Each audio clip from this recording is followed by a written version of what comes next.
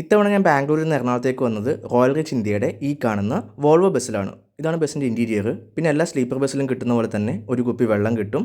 പിന്നെ charging socket ഉണ്ട്, phone hold ചെയ്യാൻ പറ്റുന്ന സ്ഥലമുണ്ട്, 3 പിൻ പ്ലഗ് ഉണ്ട്, പിന്നെ ഇതുപോലെ ചാരി ഇരിക്കാനൊരു കുഷ്യനുണ്ട്. പിന്നെ ബസ്സിൻ്റെ അകത്ത് മൊത്തം വൈറ്റ് ആയിരുന്നു, white interior. So white blanket കിട്ടി. പിന്നെ അകത്ത് ബാഗ് വെക്കാനുള്ള സ്ഥലമുണ്ട്, അവിടെ ഞാൻ ബാഗ് വെച്ചു. പിന്നെ AC വെൻ്റ് ഉണ്ട്, അത് വേണമെങ്കിൽ തുറന്നു വെക്കാം അല്ലെങ്കിൽ അടച്ചു വെക്കാം. പിന്നെ അതേപോലെ റീഡിംഗ് ലൈറ്റ് പ്രൊവൈഡ് ചെയ്യുന്നുണ്ട്, അതിനാണ് ആ 2 സ്വിച്ചുകൾ കൊടുത്തേക്കുന്നത്. പിന്നെ ഞാൻ കർട്ടനൊക്കെ അടച്ചു വെച്ച് ഉറങ്ങാനുള്ള പ്ലാനായി. അവർ ലൈറ്റൊക്കെ ഓഫ് ചെയ്ത് തന്നു. ഉറങ്ങിയപ്പോൾ ഞാൻ ഇതേപോലൊരു ബസ് വാങ്ങിക്കുന്നതിനെ പറ്റി ആലോചിച്ചു. ഡീസൽ അടിക്കുന്ന കണ്ടപ്പം ആലോചന മാറ്റി വെച്ചു. പിന്നെ ഒരു 3 മണിക്കൂർ കഴിഞ്ഞപ്പോൾ ഒരു വാഷ്റൂമിന് വേണ്ടി നിർത്തി തന്നു. പിന്നെ എന്നോട് കുറേ പേര് ചോദിച്ചതാണ് ടോയ്ലറ്റ് ഉള്ള ബസ് ഉണ്ടോ എന്ന്. ആ ഫ്രണ്ടിൽ കാണുന്ന ബസ്സിൽ ടോയ്ലറ്റ് ഉണ്ട്. പിന്നെ റോയൽ റിച്ച് ഇന്ത്യക്ക് ഇതേപോലെ ബെൻസിൻ്റെ കുറേ ബസ്സുകളുണ്ട്, പക്ഷേ എനിക്കെന്തോ വോൾവോൻ്റെ ഈ ബസ്സാണ് കൂടുതലും ഇഷ്ടം. ഇതാണ് ബസ്സിൻ്റെ എക്സ്റ്റീരിയർ. എനിക്ക് ടിക്കറ്റിൻ്റെ റേറ്റ് വന്നത് 1800 രൂപയ്ക്ക് അടുത്തായി.